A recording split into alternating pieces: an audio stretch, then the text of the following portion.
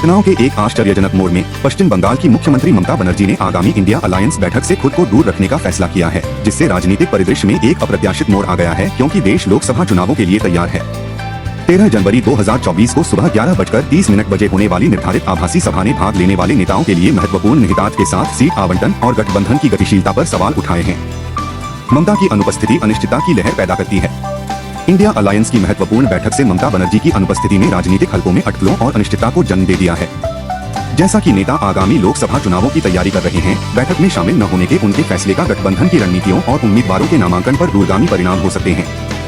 Virtual meeting में प्रमुख पर्यावरणीय और राजनीतिक हस्तियों पर प्रकाश डाला गया।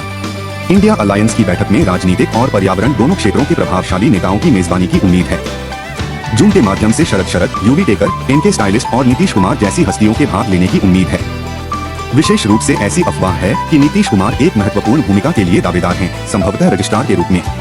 ममता की गैर भागीदारी के परिणाम। ममता बनर्जी के बैठक से बाहर निकलने से निर्णय लेने की प्रक्रियाओं और प्रमुख नेताओं के समर्थन पर असर को लेकर चिंताएं बढ़ रही हैं।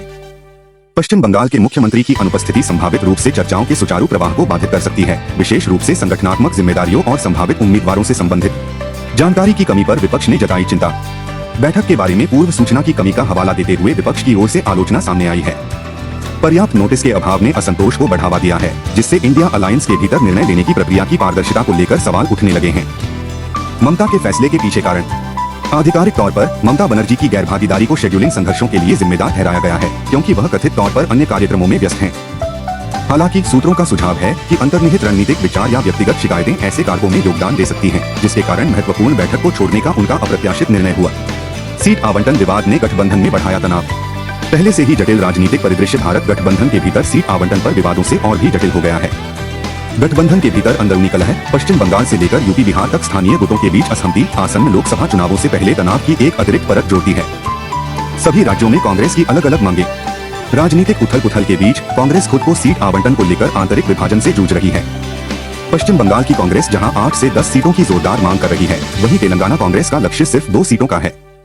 विरोधाभासी मांगे गठबंधन की एकता को मजबूत करने के लिए आवश्यक जटिल बातचीत को उजागर करती हैं। असम का चुनावी परिदृश्य जटिलता बढ़ाता है। असम राज्य चुनौतियों का एक अनूठा समूह प्रस्तुत करता है, जिसमें विभिन्न क्षेत्रों से परस्पर विरोधी मांगे उभर रही हैं। चुनावी यात्री 14 से 14 किलोमीटर तक की दूरी तय कर रहे हैं, जिससे क्षेत्र में पहले से ही अशांत चुनावी परिदृश्य और जटिल हो गया है। निष्कर्ष, जैसे ही इंडिया अलायंस की बैठक शुरू हुई, ममता बनर्जी की अनुपस्थिति ने कार्यवाही पर छाया डाल दी, जिससे हितधारकों को महत्वपूर्ण लोकसभा चुनावों से पहले अपनी रणनीतियों और गठबंधनों को फिर से व्यवस्थित करने के लिए प्रेरित किया गया। घटनाओं का अप्रत्याशित मोड़ पहले से ही गतिशील राजनीतिक परिदृश्य में अप्रत्याशितता का तत्व जोड़ता है।